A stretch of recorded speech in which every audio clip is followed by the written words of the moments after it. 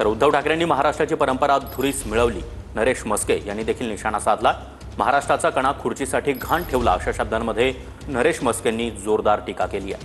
उद्धव ठाकरेंची पिंजरा चित्रपटातील मास्तर सारखी अवस्था बनल्याची टीका देखील म्हस्के यांनी केली आहे। खासदार माझ्यासोबत बोलण्यासाठी तुम्ही फोटो ट्विट केले, 6 नंबरला उद्धव ठाकरेंनी आदित्य ठाकरेंना बसवला असा तुमचा दावा आहे। आपण हा फोटो पहा, विविध माध्यमांमध्ये सुद्धा आपण हा पाहताय।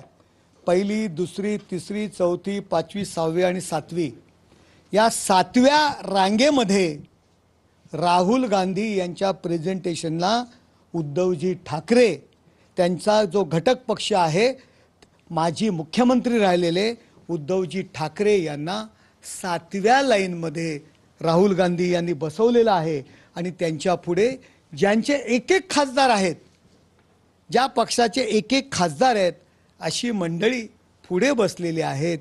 आणि कधी एकेकाळी आमचे नेते असलेले महाराष्ट्राचे जे मुख्यमंत्री होते, आता ते माजी मुख्यमंत्री आहेत, एका पक्षाचे मुख्य नेते आहेत, प्रमुख आहेत, अशा माणसाला 7व्या लाईनमध्ये बसवलं जातंय।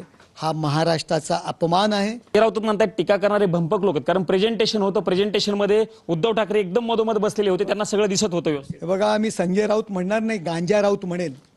या संजय राऊत हे भांडी घासे आहेत, 2-2 घरचे भांडी घासे आहेत। पूर्वी पवार साहेबांच्या घरची भांडी घासायचे, आता राहुल गांधी यांच्या घरची भांडी घासतात। तुम्ही माहिती घ्या, विश्वसनीय सूत्रांनुसार कळते, राहुल गांधींनी मीटिंग संपल्यानंतर त्यांना सांगितलं माझ्या घरची पहिली भांडी घासून जा। त्यांनी सांगितलं हो मी भांडी घासतो, पण माझा फोटो काढू नका। माहिती घ्या, खात्रीलायक सूत्रांनुसार आम्हाला कळतंय। राहुल गांधी कोणाला म्हणाले? संजय राऊतांना म्हणाले माझ्या घरची भांडी घासून जा। आणि भांडी घासून झाल्यानंतर पिता पुत्रांना त्यांनी बाहेर काढलं।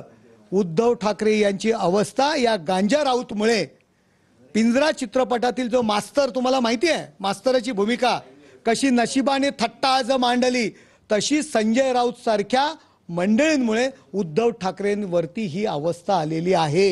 कॅमेरामन राकेश कुमार सह मी प्रमोद जगताप, TV9 मराठी।